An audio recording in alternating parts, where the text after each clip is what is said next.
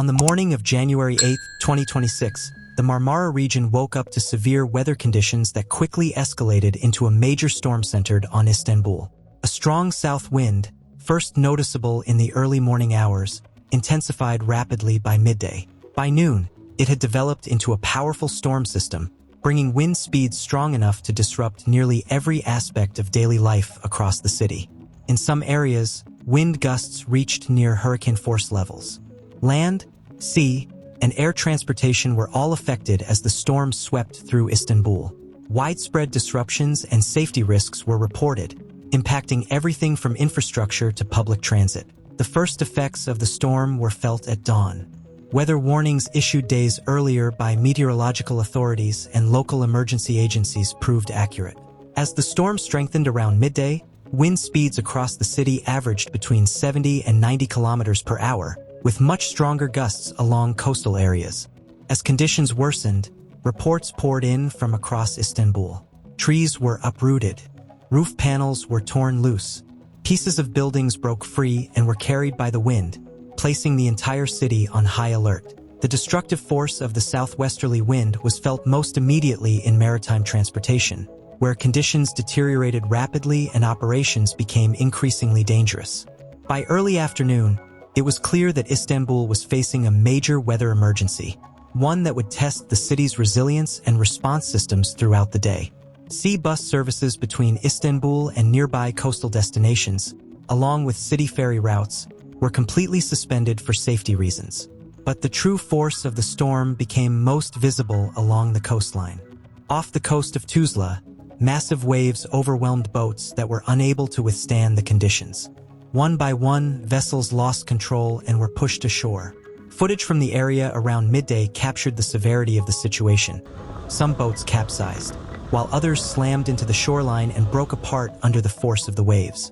Boats that took on water quickly overturned. Nearby residents recorded the desperate efforts of fishermen and boat owners as they tried to protect their livelihoods against the relentless surf. Giant waves, estimated at nearly 5 meters high, surged over coastal barriers and rocks without resistance. Along Istanbul's shoreline, waves poured directly into fishermen's shelters. Within seconds, the area was flooded, forcing fishermen into a race against time to save boats and small vessels from being destroyed. The scene was especially alarming given recent history. Just days earlier, a separate storm in the same region had already sunk multiple boats, underscoring how persistent and dangerous these conditions had become. Similar flooding was reported along other parts of the coast. Rising sea levels driven by the powerful south wind spilled onto coastal roads, creating hazardous conditions for drivers and pedestrians alike. The storm's impact wasn't limited to land and sea. In the air, conditions were even more severe. Air traffic was brought to a standstill as strong winds made operations unsafe. Pilots attempting to land at Sabiha Gökçen Airport were forced to abort their approaches and circle back after encountering dangerous wind gusts along the runway. By this point, the storm had disrupted transportation across every direction: ground, sea, and sky, leaving Istanbul under the grip of a full-scale weather emergency. Several aircraft were forced to circle in the air for extended periods, and some, running low on fuel, were diverted to nearby airports. Authorities warned that wind conditions were not expected to improve later in the day, urging passengers to prepare for long delays and possible flight cancellations. According to official figures released by the Istanbul Metropolitan Municipality, emergency teams responded to 69 separate incidents across the city. The storm left significant damage in its wake. 26 trees were uprooted, and the roofs of 16 buildings were torn off by the powerful winds. In addition, 23 hazardous building components, for utility poles and numerous signs and billboards were ripped from their mounts, unable to withstand the force of the storm. Beyond the numbers, the destruction was dramatic. In Evsiler, the roof of a 4-story building was peeled away and slammed onto 2 parked cars below. A similar incident occurred along the E5 side road, where debris torn from the roof of a business caused major property damage. As conditions worsened, urgent warnings were issued by the General Directorate of Meteorology and the Istanbul Governor's Office. Residents on the European side of the city were strongly advised to stay indoors unless absolutely necessary. Officials also warned of a sudden shift in conditions later in the evening. As winds are expected to turn to the northwest, temperatures could drop sharply by 8 to 10 degrees. Forecasts indicate that while the storm system will persist through Thursday, it should begin weakening later in the evening and fully exit the city by Friday morning, January 9th. The storm's impact wasn't limited to Istanbul. Across southern Marmara, conditions followed a similar pattern. In Bursa, powerful south winds intensified early in the day, uprooting trees throughout the city and tearing roofs from multiple buildings. Once again, the region was reminded how quickly extreme weather can disrupt daily life, and how critical it is to follow warnings when powerful storm systems move in. One of the most serious incidents was reported on a university campus. Large sections of roofing tore away from a female student dormitory and crashed into nearby rooms. Walls in several rooms collapsed under the impact. Authorities later confirmed that, fortunately, no one was injured and there were no fatalities. In Bursa, the storm, combined with heavy rainfall, was expected to continue through the day, with winds gradually easing by evening. However, officials warned that the situation was far from over. According to the latest meteorological data, strong south winds are expected to return Saturday afternoon. By Sunday, rain is forecast to transition into a mix of rain and snow, raising concerns about renewed disruption. Daily life was completely paralyzed in the neighboring city of Yalova. Beginning around noon, winds reaching speeds of 80 kilometers per hour caused a massive crane to collapse at a shipyard.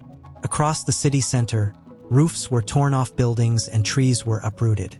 Several vehicles were crushed beneath falling trees, suffering severe damage.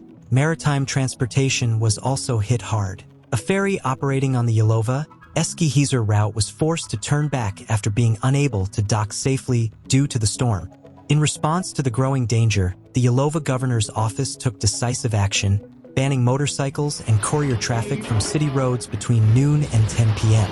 The destructive reach of the south wind extended beyond the Marmara Sea.